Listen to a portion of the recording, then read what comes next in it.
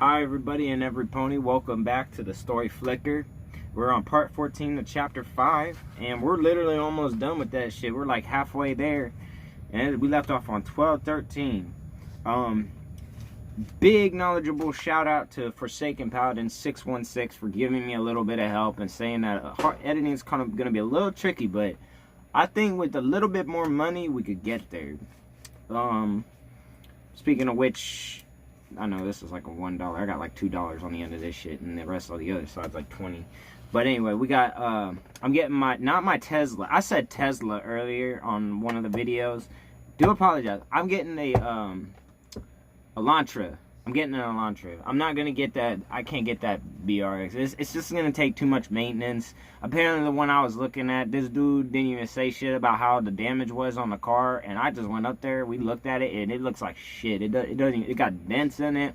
It's used, and the newest one they had already been bought, so I can't even buy my favorite car, which sucks. But I'm gonna get an Elantra, not a Tesla, an Elantra, which is Hyundai. So, but it's got, you know, a backup feature, it's got cameras, it's got all kinds of stuff, safety features, it can even let you know when a car's on the side of you, it lights up on the mirror. It's so really cool, and it's got heated seats. Heated seats! It's gonna be red, it's gonna be sexy red. I can't wait for that new car. As long as I got a car, I'm all good, man, for real. But anyway, again, thank you, big shout outs to Anonymous Chameleon, Darkfire Pone 3, Vinyl's Best Pony, Tempest Berry Twist, and of course Forsaken Paladin 616, Your Princess Moonbutt, Forrest McGilvray for reading the story, and of course the story is by Xenopony. And without further ado, let's continue into the horrors. Last time we were reading, motherfuckers got 8. Twilight got 8. Spike got 8. All the main 6 got 8. All that's left is Starlight. Damn. Some... Man, I don't even know what to say about that. Starlight stood and boldly entered the rapids. Starlight. Her hooves turned numb in the bitterly cold water, and she struggled to grip the slippery rock. The brutal force of the water didn't make that any easier, as the flow threatened to send her sprawling into the depths. Coughing and spitting as water leaped into her mouth, Starlight staggered and lurched forwards. Her I would have laughed so hard if the water was like alive and then it just suddenly leaped into her mouth and it's like, oh, here we go. Now the water wants to sagging painfully on the rock as she desperately reached for her last small glimmer of hope. Then her rear hooves slipped out from under her, and she was left clinging to the wall with no hope of pulling herself free. The last hope of Bastion was stolen in a storm of gushing water and biting rocks, as Starlight was torn away from the hole and washed deep into the cold, wet darkness. In the eerie tranquility of the silent cave, there was a loud splash. The sound bounced rhythmically from the glistening walls as it disturbed the perfect mirrors that the calm pools had become. With a deep gasp, Starlight Glimmer burst upwards from the freezing water, her limbs kicking as she battled to stay afloat. Every muscle in her body ached and strained with exhaustion, but she dragged her bruised and battered form to the water's edge and latched onto the slippery rocks. Pulling herself free, she fell onto her back in a fit of heaving coughs and retches. Then she went limp. The cold air remained still around her, a grave silence broken only by her frantic breathing and the sound of flowing water. She had no idea how far she'd been washed into the virtual catacomb of watery tunnels, but by now, she was pretty sure she was as far from salvation as she could be. The urge to simply curl up and die crossed her mind again. What hope was there now? If the thing that had so brutally hunted and killed each of her friends did not come for her, then eventually the cold water or starvation would claim her. Rolling onto her front, Starlight grimaced as she received a muzzle full of wet gravel. Yet, she wasn't dead yet. The sound of water still echoed through the ghostly caverns, and once again, she knew it must lead somewhere. With a pained groan, she forced her strained and quivering hooves to support her as she staggered upwards. Brushing the wet strands of mane from her eyes, her horn flared and she looked around. A large pool of water sat in the center of the chamber, its surface relatively still, save for the gushing torrent that had washed her down here. Several dark tunnels led off on all sides, and above a virtual honeycomb of small holes dotted the rigid ceiling.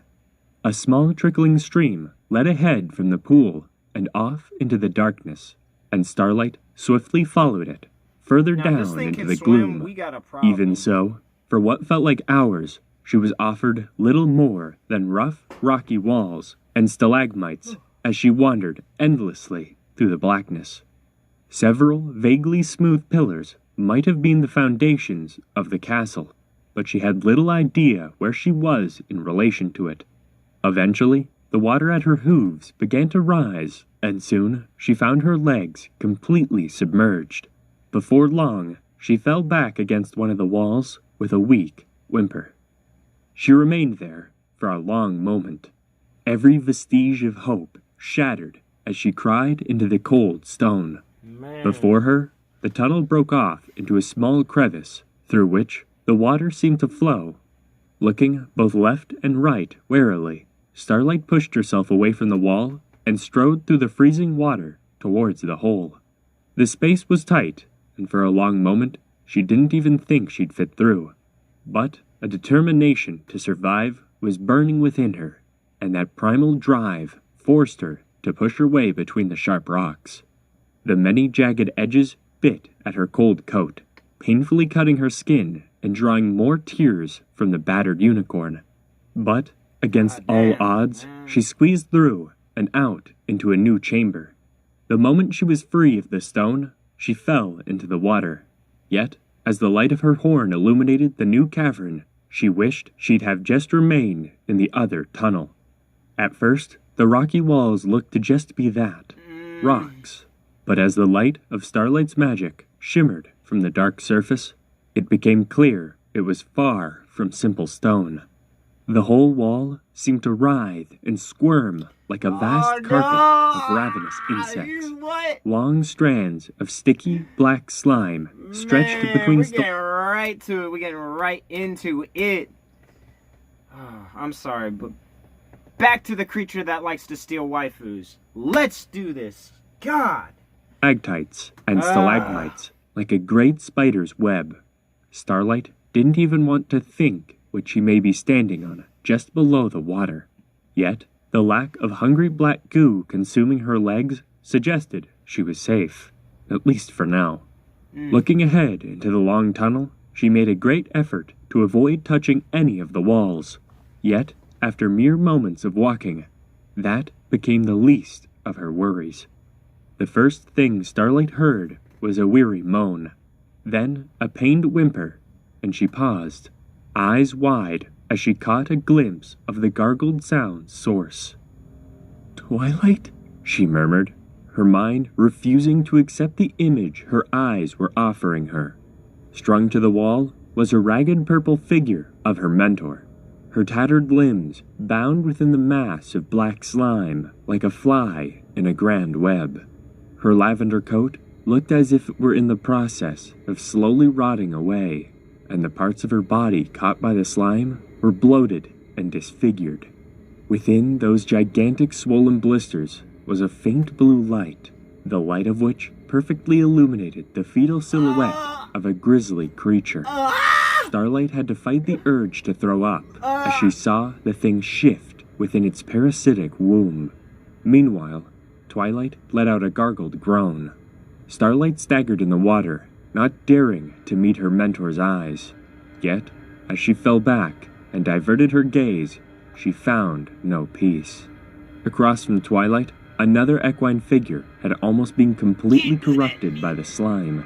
4 bloated blisters swelled over the body, appearing ready to disgorge their deadly offspring at any moment. Within the twisted black mass, the tattered remnants of a white face were just visible, its agonizing expression stretched like putty across the inky nest. "Rarity?" Starlight stammered, Oh, no. looking around to see more corrupted equine bodies strung up to incubate the next generation of horrific creatures. Oh my god! Like I said, this monster's collecting waifus and then breeding them. What? What is that? What is that? Can't do that to me. I'd probably lose my mind, man. I'd be losing my mind. What kind of acid trip is this? What? Man. A Fluttershy and Rainbow Dash, the mutilated flesh still enough to harbor the creatures dwelling within them. Directly above, she saw Applejack, or at least one half of her. Down by the water, she could barely make out another small lump of purple scales. Finally, around the whole place were more bubbling lumps of inky black, from each of which the destructive... Wait, Spike? Does this technically mean Spike has a wound? No, I'm just playing. I'm kidding. But still, that's weird, man. Like, what is that, man? Like, what? Forms of the glowing spheres that had What started this nightmare had begun to sprout. It bred? Starlight mumbled to herself, the gruesome theory she'd pitched to Twilight mere hours ago coming to horrific light. Starlight? Came a weary voice. As it met her ears, Starlight dared to look to its source. The moment her eyes once again fell upon Twilight's mangled form, however, the lilac unicorn gagged and retched sickeningly. "By Celestia, by Celestia, by Celestia!" she exclaimed, her breath escaping her in a panicked fit. Not Celestia, I need to get you out. Twilight, tell me what to do, she stammered, fear stealing all reason as she edged as close to Twilight's dissolving body as she dared. It's got alicorn abilities. You need to. Twilight groaned weakly, and Starlight fell back as the lavender unicorn's one remaining eye locked onto her, the look within begging for relief. "Kill me." Those words sent a shudder through Starlight's spine that she could only imagine felt the same as a lightning bolt striking her. Well, close your eyes. I would have fucking... Oh, hell no. No, you know what? No, you can't... Yeah.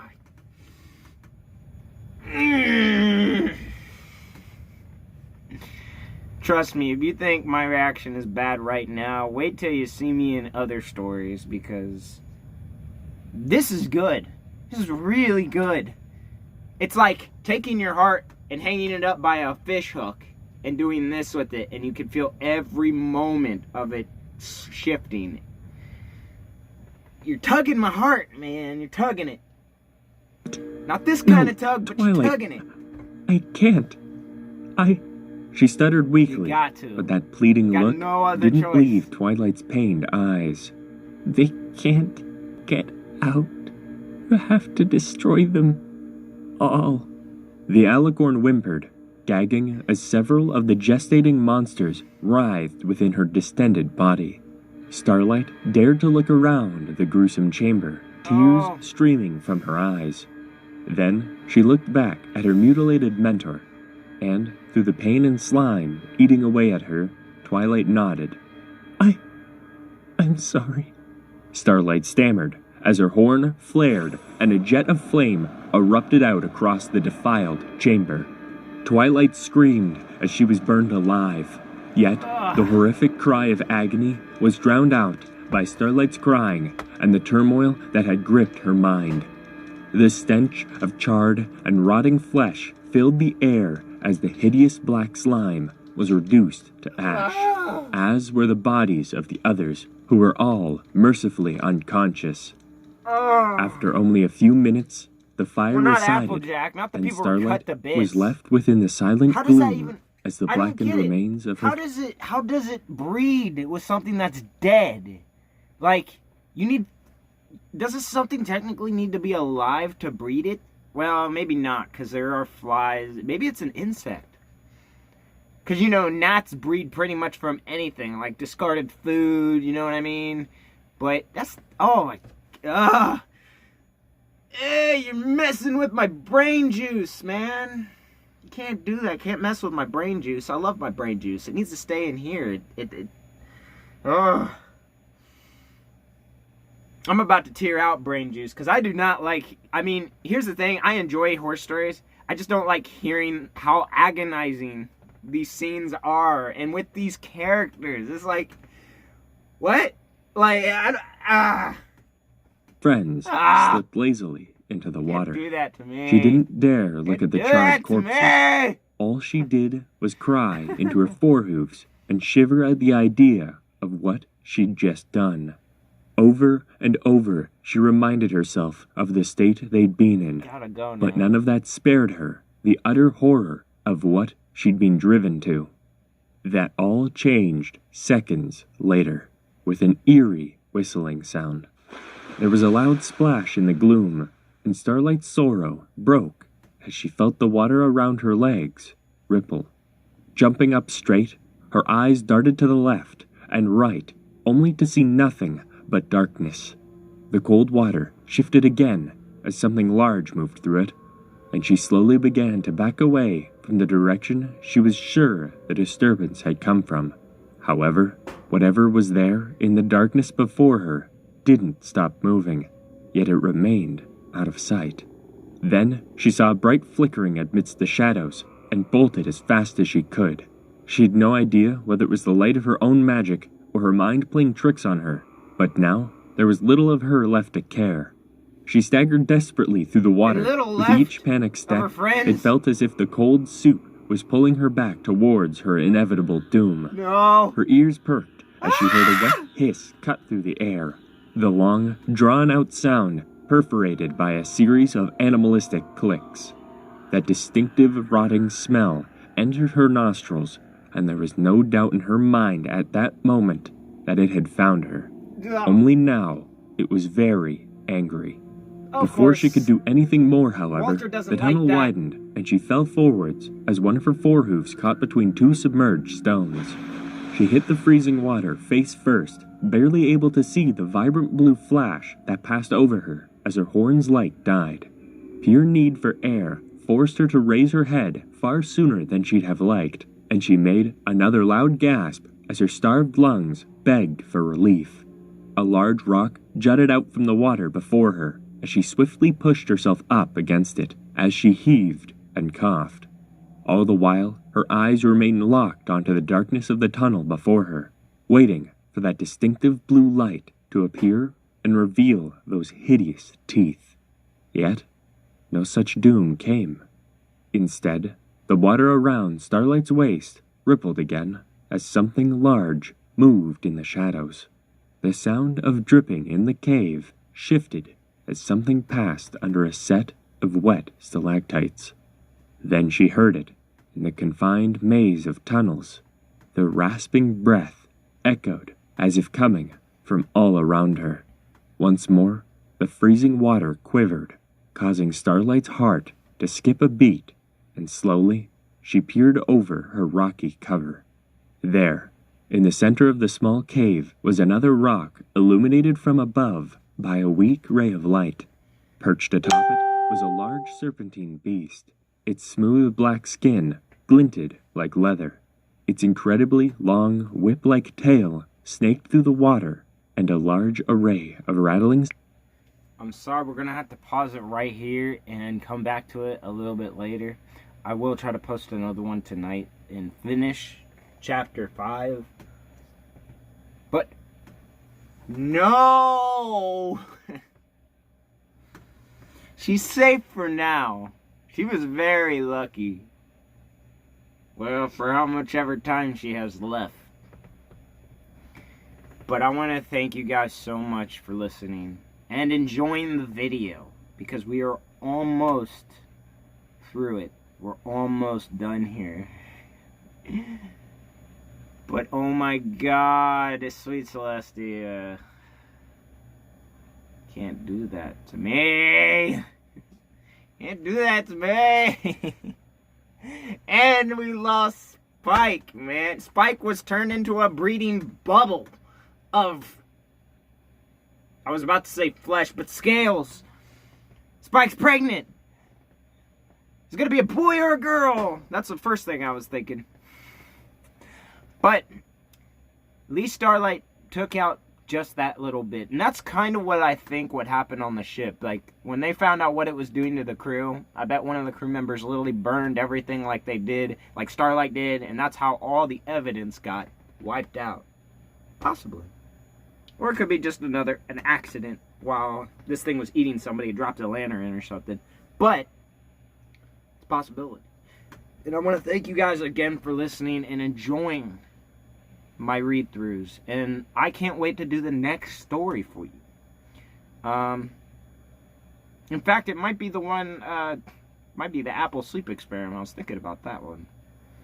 Like 2 Applejack reaction stories, and then maybe a couple other ones, and we'll see how that goes. We'll see how that goes. Just let me, I'll give us, like, maybe in the next video, I'll create a list, and then from what I read from different titles and who they're by, you guys yourselves can choose what video and reaction I do to another fan fiction next, if that makes sense, and if that will be really fun for you. And it'll be also fun for me, of course, because I like doing the raffle. The raffle's actually really fun. But anyway, we'll get back to you, and Haunted Gamer Pony signing out, and thank you so much for enjoying my videos and liking, and also for the 203 subscribers. I really do appreciate it. You guys are angels. You're, like I said before, you're family. Thank you guys so much. I appreciate it. God bless you all, and I'll see you in the next video, which probably has a lot of death. But I'll see you later.